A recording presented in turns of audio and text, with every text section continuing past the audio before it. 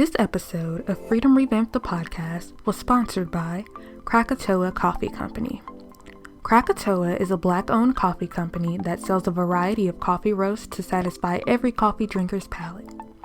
What you will get are satisfyingly rich, robust, and smooth coffee flavors.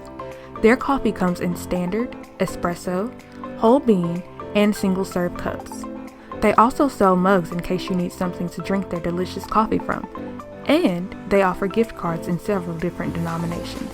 So, head on over to krakatoacc.com and follow them across the social medias at Krakatoa Coffee Company.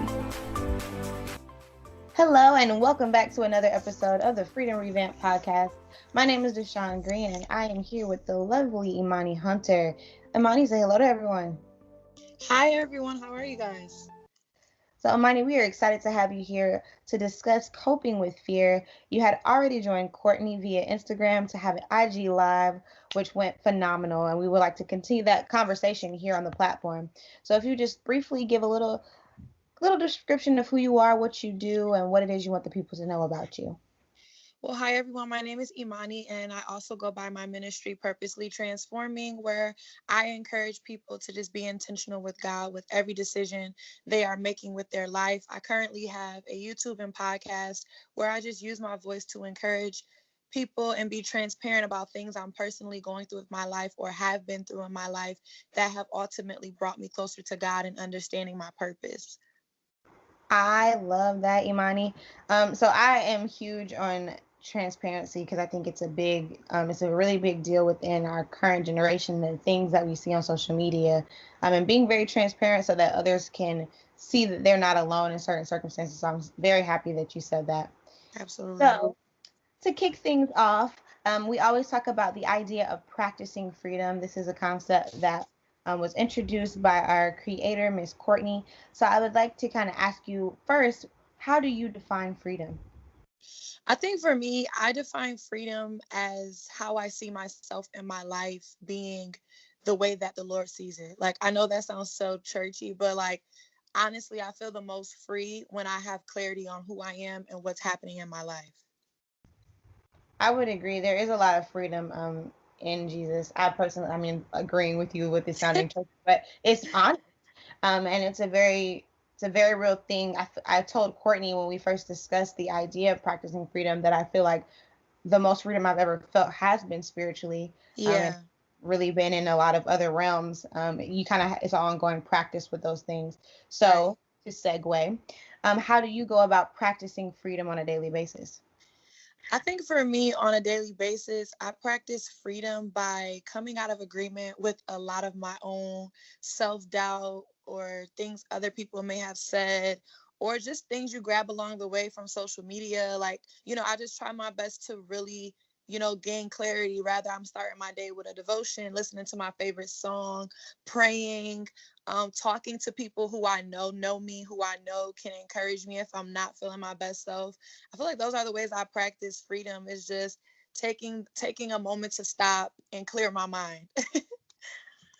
I agree. That's so important, especially right now with COVID-19 and all that it has caused. Yes. Over the course of the year. I definitely feel like it took me taking the time to really self-reflect and to allow myself to make mistakes and things like that in this time frame, and allow myself to relax to make it through.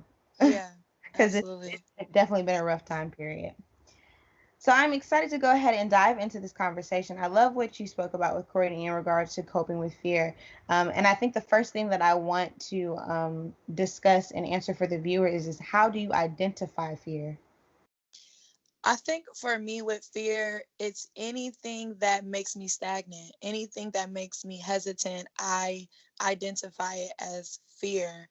Um, when I think of fear, I just think of like, when I think of fear, I think of the opposite of freedom, actually. So I think of like bondage. I think of like being in this small corner in a big room. Like when I think of fear, I think of myself being in this corner that I could be taking up space in a fuller room, but I'm just in this corner. Like that's how I always picture myself with dealing with fear. So yeah, I don't really know how to like give it one specific definition besides bondage. I would agree. I think for me, I identify fears the same way. They definitely are like links on the shackles that kind of keep us bound on a daily basis. Yeah. Sometimes we fear success, sometimes we fear our own selves, our potential, and that sometimes sets us back. So identifying those things, like honestly, I think in the past couple of years, comparison has been a huge thing.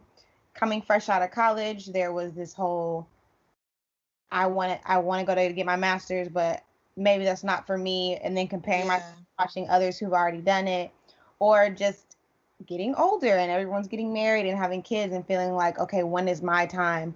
All of those things are like this fear of this biological time.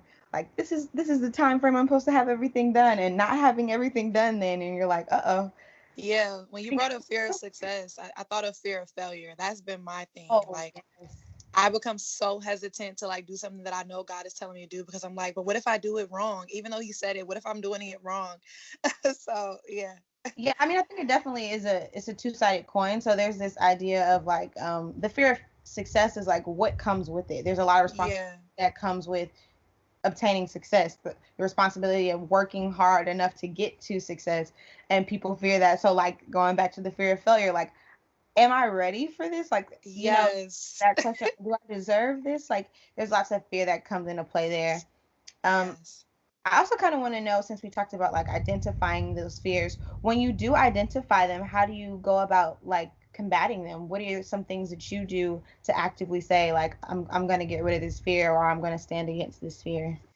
It's interesting that you say that. I think for me during this pandemic, there were like a lot of fresh ideas that came to me. Like I was saying that I was very afraid to step out and do. And I think one of the biggest things that I found to do with fear is like do the very thing that I'm scared to do. Like do whatever I have to do to push myself to do it, no matter how uncomfortable it is.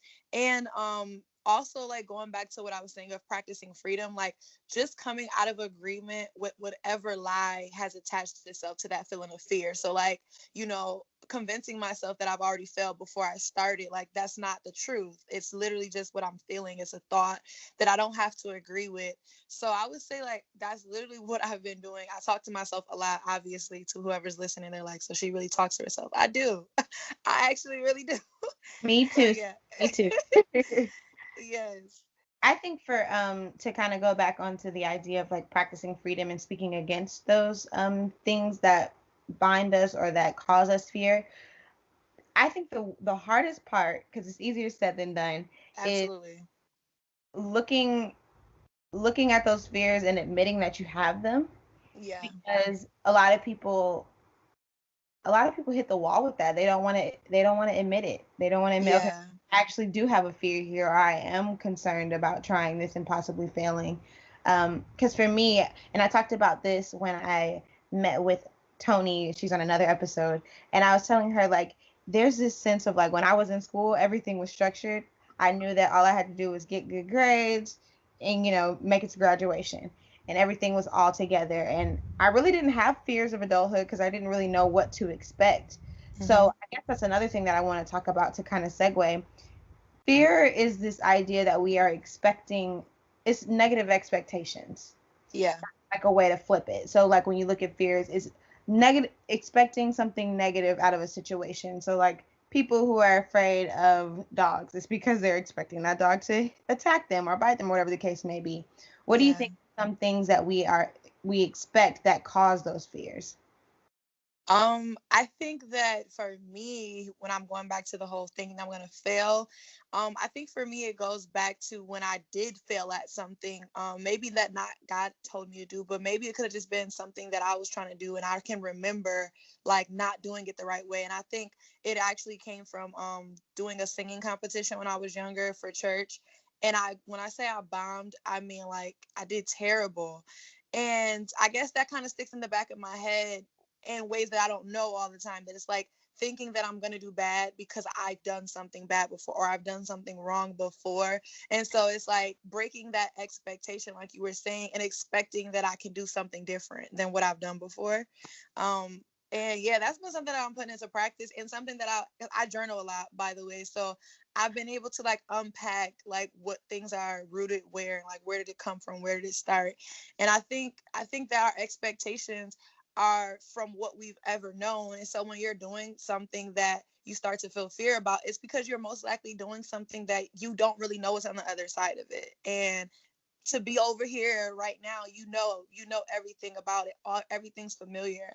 And so pushing yourself to do what's uncomfortable or unknown is uncomfortable. So, yeah. Yeah, there's definitely discomfort and fear, and I think that's the hardest part about it. We Yeah. want to be comfortable. Like it's human to want to be comfortable. There's no like no one's like waking up in the morning like, "Oh, today I want to be uncomfortable." Yes. Nobody has that mindset. Everybody wants to be comfortable. So, pushing up against those fears is a little discomforting. It sometimes it hurts, sometimes it's painful, sometimes it's cringy because it's something different, like you mentioned. I love that you mentioned it being something different because sometimes we are so used to doing something a certain type of way that when another way introduces itself, we do get a little fearful. And sometimes that keeps us from doing what it is that we're supposed to be doing. I love that Absolutely. I love that your ministry is called Purposely Transforming because there's something so important about letting purpose be the root of everything. Like not Yes. doing what you want to do, not doing what you think you should do, but doing what you were purposed to do. Yeah. Um, so, do you believe that there's a little less fear when you've established what your purpose is?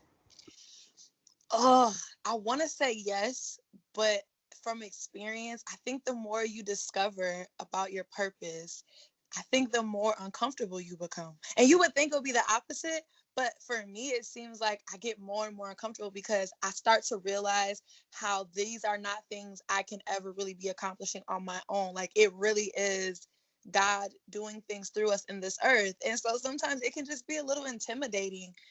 Even if it's something that seems to flow so naturally, the effect that you want it to have, the influence that you want whatever you're doing to have starts to become uncomfortable because it's kind of like this false pressure, I guess you can put on yourself. So I don't know. Like I want to say you should be, but I would say it's never the case. I would say it's never the case. I totally agree. I think that when God shows you your purpose, there's this fear that like, is this it? Like, Yeah. is this what I'm supposed to be doing? Like, God Yeah. is, because He's not giving us a billboard that says, "Hey, DeShon, your purpose is this." Um, I feel like He's shown me my purpose. I'm an actress, and I feel like He's truly shown me my purpose and confirmed that in everything that I do, or any opportunities that come in acting. And that's been something that's been really helpful. My fear now is now that I know that I'm supposed to be acting, what is it that He wants? What is it He wants me to do within Yeah. that? So the way that I cope with that is just constantly praying for clarity. Like Right. in whichever way, like I know how me and God communicate. So hey God, can you speak to me or give me a sign in that meditation time or time that I'm journaling, like continue to speak to me so that I have clarity on what it is I'm supposed to be doing or what my next steps are supposed to be. You mentioned too, like your purpose and now there's a little bit more fear because like you said, it's like I have to be successful at this. I can't mess up almost. Okay. I think that when God shows you your purpose, that He is not intending for you to be afraid of it because He wants you to lean on Him through it. But I Yeah. think that we fear our purpose because we are trying to figure out how to obtain it ourselves. Does that make sense? Yes, and that's kind of what I was saying with the false pressure we apply to ourselves. Like going back to that false pressure is this pressure you put on yourself to accomplish something alone that you're not accomplishing alone. So I Yeah. would say like going back to what you were saying for as you're praying for clarity on who God says you are and how he wants you to do it, he also gives you like this confidence through him to start doing it. And I feel like the more you go to him for whatever you need to accomplish whatever you're doing, the less I would say you feel fear, because you start to realize that it's not even something that you have to put as much I don't want to say as much effort into, but it's not, you don't have as much pressure as you put on yourself to accomplish whatever it is you're doing. You start to really like give that pressure to God. Like, oh, okay, God, you got it. You handle it. Like you're doing this and I'm just here. Like I'm gonna follow you. I'm gonna do whatever you want. So yeah, I guess like the more you surrender, I would say the less fear is controlling you. That's definitely it, the surrender, because we always make the joke of Jesus take the wheel, but we never let him drive. That part. I always say that. I'm like, everybody's like, Jesus take the wheel, but you still got your hands on the wheel and the gas. Like, let him do it. Right. So I think that that's one of the biggest things that we have to work on is truly, like you said, surrendering all control to him. All of it. Let him take control. So as we close, I guess what I would like to leave our listeners with, I would like to leave our listeners with tools for coping with fear. So what are some tools that you would like to share, or one solid tool that you think would be useful to someone who is coping with fear? Going back to what I was saying, journal. I would say journal. Write down all the thoughts you're having. And something that I've learned to do is, once again, this is something spiritual / practical, but you go to the Bible and you literally find a truth against the lie that you wrote. So I literally do it. Like if I'm saying like, oh, I'm not capable of doing X, Y, and Z, like I go to a scripture and this scripture has made what I wrote down a lie. And now I have truth to put down next to it, to go back and pray about, or just speak over myself. So just like the words of affirmation, which is kind of like what our generation is about right now, but making sure that you're affirming yourself with the word of God, and not just, your own thoughts, but making sure you have more of God to back it up, because sometimes it's easy to convince ourselves otherwise, but it's hard to change the word from what it actually says. So I would agree. I think my tool would be similar. I do a lot of journaling, but I do it for the purpose of self-reflection. yeah. So as you're journaling and writing these things down, like you mentioned, I then go back and look at those things and like face them head on. Like there's a lot of things that you find out about yourself that you don't like when you write it down. You're like, oh wow, I really am. Absolutely. I don't like this, or I fear this. I don't like that. What can I do to change it? So I think self-reflection is a strong tool against coping with fear, because one, you can identify your fears. And then two, like you said, like I love that you use that as your coping mechanism, finding the truth to combat the lie. That's beautiful, wonderfully said. Yeah. But you write those things down, those fears, and then you find something to oppose it. Like, what can I do to combat whatever this feeling is? So I love that you mentioned that. I like what you said too about self-reflection, because another way that you could do self-reflection is seeing like what you feared maybe last year that you may have overcame. And then you're able to look back and be like, so then this thing I'm fearing right now is something that I can get past too. And I feel like that's why I love journaling, because you're able to look back at like old thoughts and just like see your own growth, even though other people can tell you that you've grown, to see your own thoughts and things you used to think about yourself and how you don't think those things now, or see your life the same way. I think that's, journaling is therapeutic. It is. Oh, most definitely. And it's so rewarding because, like you said, you can, I think that there's beauty in rewarding yourself for the things that you've overcome, because so often we get caught up in the current struggle, the current trial, that we forget that we've overcome before. One of my favorite scriptures is when Jesus says, "Take heart, for I've overcome the world."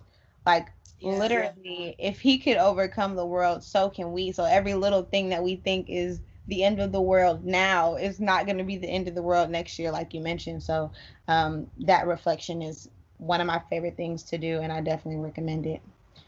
So as we close, I want to thank you so much, Imani, because you have dropped some gems tonight. And I just want you to share with everyone who you are, what you're doing, and what you have coming up, just so that they can follow you on all social media platforms, and how can they stay abreast to what you're doing. Awesome. Well, thank you guys for having me yet again. I really do appreciate it, and I really enjoyed this conversation. You guys can find me at Imani D Hunter on Instagram. I really do a lot on Instagram in terms of like updates of things I would have coming up with my podcast, latest podcast episode. I also do IG live series every now and then, but I always will write or post ahead of time for people to know. I'm also Imani D Hunter on Facebook, and I also have a Purposely Transforming Facebook page. Twitter, I am at Imani D Hunter. And if anyone wants to collab or do anything in the future, my email is purposelytransforming@gmail.com. And then last but not least, I have a podcast called Purposely Transforming, and I usually upload every Tuesday, and that can be found on Apple, Spotify, Google, all of them. So thank you guys so much again. No, thank you. And everyone, I know you heard all of those lovely ways to follow her. Please stay abreast of what she's doing. We love what she's doing. That's why we have her here on the podcast. Go listen to her podcast after you listen to this one. Make sure you're subscribed, liking, commenting, all that good stuff, and continue to practice freedom. Have a good night. Have a good night.